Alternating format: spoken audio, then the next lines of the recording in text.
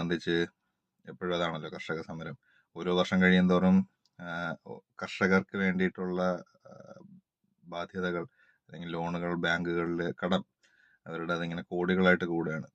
അപ്പോൾ അത് GST ഇളവ് വന്നതുകൊണ്ടോ, എസ്പെഷ്യലി ഈ പറയുന്ന എന്തെങ്കിലും ഫെർട്ടിലൈസേഴ്സിലോ അല്ലെങ്കിൽ ട്രാക്ടേഴ്സിലോ ഇറിഗേഷൻ എക്യുപ്മെന്റ്സിലോ ഒക്കെ എന്തെങ്കിലും GST ഇളവ് വന്നു എന്നതുകൊണ്ടൊരിക്കലും കർഷകരുടെ യഥാർത്ഥ പ്രശ്നം പരിഹരിക്കപ്പെടുമെന്ന് ഞാൻ വിശ്വസിക്കുന്നില്ല. കാരണം അങ്ങനെ ഒരു ഇളവ് വരുമ്പോഴത്തേക്കും സ്വാഭാവികമായിട്ടും പുതുതായിട്ട് കൃഷിയിലേക്ക് വരാൻ നിൽക്കുന്നവരെ അത് സഹായിക്കും. അല്ലെങ്കിൽ നിലവിൽ കൃഷി ചെയ്തുകൊണ്ടിരിക്കുന്നവർക്ക് ഇങ്ങനെയുള്ള പ്രോഡക്ട്സ് വാങ്ങാനായിട്ട് അവർ സഹായിക്കും. പക്ഷേ കൃഷി ചെയ്ത് ഉൽപ്പന്നം വിളവെടുത്തതിന് ശേഷം എന്ത് എന്നുള്ളത് ചോദ്യമാണ്. അതാണ് ശരിക്കുള്ള ചോദ്യം, ശരിക്കുള്ള പ്രശ്നം. പലപ്പോഴും അതിന് ചിലവാകുന്ന പൈസ പോലും ഒരു കർഷകന് കിട്ടാറില്ല. ആ കൃഷി ചെയ്ത് ആ ഉൽപ്പന്നം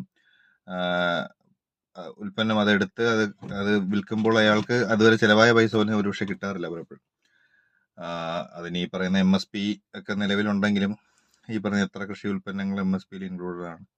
23 ഇൻക്ലൂഡിങ് ഷുഗർ കെയിൻ. അതിലും ഈ പറയുന്ന അരിയും ഗോതമ്പുമാണ് ഏറ്റവും അധികം ഉൾപ്പെട്ടിട്ടുള്ളത്. പക്ഷെ അതിൽ ഉൾപ്പെടാത്ത എത്രയോ കൃഷി വിഭവങ്ങൾ നമുക്കുണ്ട്.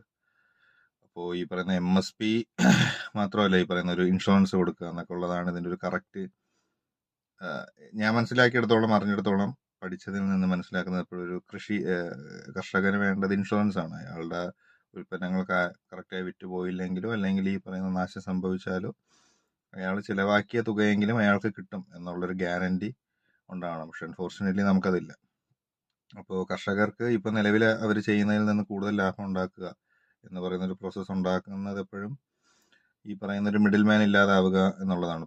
അതിപ്പോൾ ഒരു ചെറിയ കർഷകനാണെങ്കിൽ വലിയ കർഷകനാണ്. ഉദാഹരണം പറഞ്ഞാൽ ഇപ്പോൾ നിങ്ങളുടെ വീട്ടിലൊരു വാഴക്കൊല ഉണ്ടെന്ന് വിചാരിക്കുക. അത് പരുവായി നിങ്ങളത് കടയിൽ കൊണ്ട് കൊടുക്കാൻ തീരുമാനിക്കുന്നു. ആ കൊലയിലെ പഴത്തിന് മാർക്കറ്റിൽ 40 രൂപയാണെന്നിരിക്കട്ടെ. സ്വാഭാവികമായിട്ടും നിങ്ങൾ കടയിൽ കൊണ്ട് കൊടുക്കുമ്പോൾ നിങ്ങൾക്ക് ആ മാർക്കറ്റ് വില കിട്ടില്ല.